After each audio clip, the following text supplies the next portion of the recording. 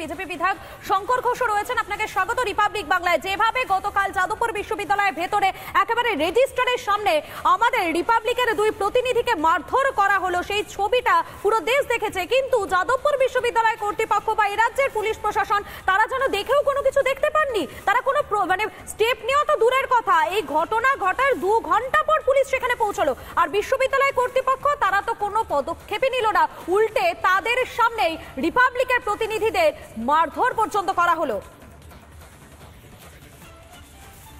অত্যন্ত দুর্ভাগ্যজনক। এবং যে কথা আমি আগেও বলেছি যে বর্তমান রাজ্যের সরকার, তৃণমূল কংগ্রেস বা যারা তৃণমূল কংগ্রেসকে প্রত্যক্ষ বা পরোক্ষভাবে সহযোগিতা করেন তাদের উপরে আক্রমণ নামিয়ে নিয়ে আসবার চেষ্টা সর্বত্র হচ্ছে। রিপাবলিক বাংলার ক্ষেত্রে তো সেটা বারংবার প্রমাণিত হয়েছে। এটা নিশ্চিতভাবে আমাদের ভাববার দরকার আছে যে যাদবপুরের অভ্যন্তরটাকে নিষিদ্ধ নগরীর মতন কেন ব্যবহার করবার চেষ্টা হচ্ছে। যাদবপুরের ক্যাম্পাসে যারা পড়তে যান তারা অত্যন্ত মেধাবী, এবং আমরা নিশ্চিতভাবে এটা বিশ্বাস করি যে মেধাবী ছাত্ররা দেশ ভাঙার নয়, দেশ গড়ার কাজেই ব্যবহৃত হবে। কিন্তু তাদের এই পড়বার সময়, এই সময়টা যারা সমাজ পরিবর্তন ইত্যাদির কথা বলেন, দেখবেন যাদবপুর থেকে বেরিয়ে আসবার পরে তাদের এই বিপ্লবের বাণী বা এই বিপ্লবী ছাত্রদের আর খুঁজে পাওয়া যায়।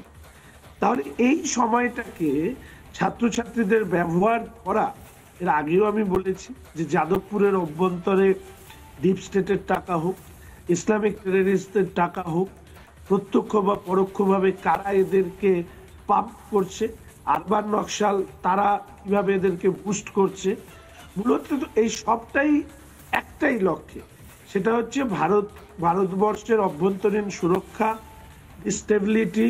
এবং এটাকে যখন আর বাংলা পর্দাটাকে ফাঁস করবার চেষ্টা করেছে তখন তাদের উপরেই আক্রমণ শানানো হয়েছে। আজাদ কাশ্মীরের দাবি, মণিপুরকে নিয়ে কথা, এবং সর্বত্রই একটা জিনিস বারবার প্রমাণিত হয়েছে যে ভারতবর্ষের বৈচিত্র্যটাকেই ভারতবর্ষকে দুর্বল করবার কাজে ব্যবহার করছে এরা। এবং আর বাংলার সাংবাদিকরা ধারাবাহিকভাবে এটাকে তুলে ধরেছে। আর পুলিশ এবং সরকার এরা তো চায় যে আর বাংলা লাগাতার সেই ছবিগুলো তুলে ধরেছে, লাগাতার খবর সম্প্রচার করে গিয়েছে, আর সে কারণেই হয়তো রিপাবলিকের প্রতিনিধিকে এইভাবে আটকে রেখে মারধর করা হয়েছে। ধন্যবাদ। আমাদের সঙ্গে সরাসরি ছিলেন বিজেপি বিধায়ক শঙ্কর ঘোষ, আপনাকে ধন্যবাদ। এবং এই যে যাদবপুরে গুন্ডাগিরি, দেশ বিরোধিতা, যাদবপুর কর্তৃপক্ষ এবং পুলিশ প্রশাসনের ভূমিকায় প্রশ্ন তুললেন যাদবপুরের প্রাক্তন উপাচার্য অভিজিৎ চক্রবর্তী। সোজাসুজি স্বর্ণালীতে এসে কি বললেন প্রাক্তন উপাচার্য, শোনাই আপনার। এই রেজিস্ট্রারের এই ভূমিকা কি বলবেন? প্রথমে আমি বলবো এই যে ঘটনাটা ঘটলো এবং ঘটে চলেছে দিনের পর দিন, এরা কি ছাত্র? এরা দুষ্কৃতী। এরা মোটেই ছাত্র না, ছাত্ররূপী দুষ্কৃতী একদম। এদের পেছনে যে মাথাগুলো আছে, আমি সমানে বলে যাচ্ছি, একটা ইন্ডিপেন্ডেন্ট তদন্ত করে সেই মাথাগুলোকে বার করা এবং তাদের মুখোশ খুলে দেওয়া দরকার। এবং এই গুন্ডামিগুলো যখন চলে সেই সময় কেন পুলিশ ঢুকবে না? 100 বার ক্যাম্পাসে পুলিশ ঢুকবে, কারণ ভারতবর্ষের মধ্যে এই ক্যাম্পাস, ভারতবর্ষের আইনে পড়ে। সেখানে মানুষকে নিগ্রহ করা হলে 100 বার পুলিশ ঢুকবে।